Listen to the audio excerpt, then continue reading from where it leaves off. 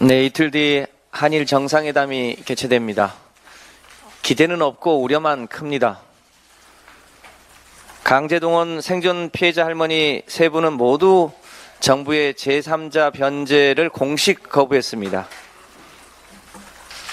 며칠 전 일본 외무상은 강제동원 자체를 부정해버렸습니다. 윤석열 정부 입장에서 보면 사면 초과요 진퇴양난입니다. 이 상황에서도 윤 대통령은 대기업 총수까지 동원하여 대일 조공 외교를 강행하려고 하고 있습니다. 아마 과거 일본이 화풀이로 추진했던 반도체 수출 규제를 해제해서 외교 성과로 포장해올 가능성이 높습니다.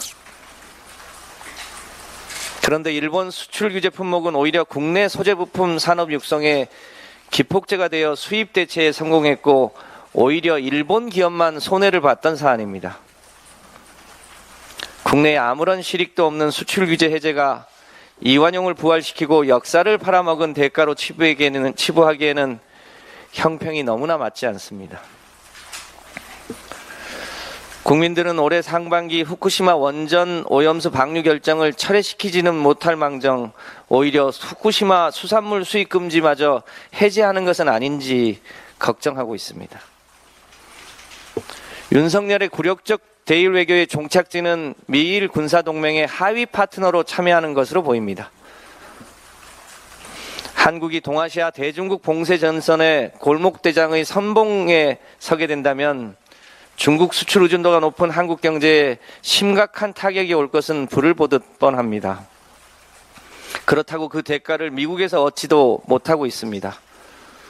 최근 국내 전기차가 타격을 받았고 한국의 주력 수출 상품인 반도체도 미국의 계획대로 하면 심각한 타격이 예상됩니다. 국민들은 한국이 더 이상 미중 패권 경쟁의 희생양이 되어서는 안 된다고 생각합니다. 외교든 경제입니다. 한일 정상회담을 계기로 윤 대통령은 이제라도 국익 중심의 실용 외교가 무엇인지 되새겨보시길 바랍니다. 오직하면 1호 영업사원의 월급은 일본에서 받아라 라고 했겠습니까? 그런 국민의 목소리를 되새겨보시기 바랍니다. 윤석열 정부가 추진하는 주 69시간제 계약이 국민들로부터 큰 우려를 자아내고 있습니다. 한국은 문재인 정부 시절 주 52시간제 정착으로 연간 2000시간대 노동에서 1900시간대 노동국가로 전진해 왔습니다. 목표는 과로 사회에서 소위 워라밸 사회로의 변화였습니다. 그러나 OECD 평균 1600시간대의 노동에 비하면 여전히 약 300시간이 더 많고 프랑스 1400시간대, 독일 1300시간대와 비교할 수 없는 장시간 노동국가입니다. 어제도 나흘 연속 총 62시간을 근무한 경비 노동자가 심근경색으로 사망한 사실이 알려졌습니다.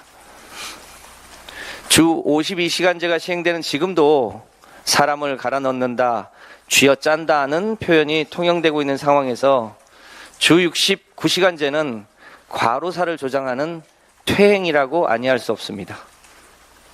정부는 주 62시간을 일하고 휴가를 몰아서 쓸 수 있다고 하지만 여론조사 결과 74.9%는 기업 현장에서 이 정책은 지켜지지 않을 거라고 생각하고 있습니다.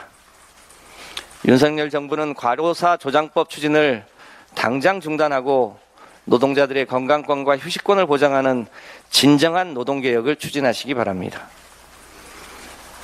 주 62시간제로의 퇴행이 아니라 주 4.5일제 혹은 주 4일제가 노동의 미래입니다. 민주당은 주 69일제 퇴행이 담길 근로기준법 개정안에 대해 결코 동의할 수 없음을 밝히는 바입니다.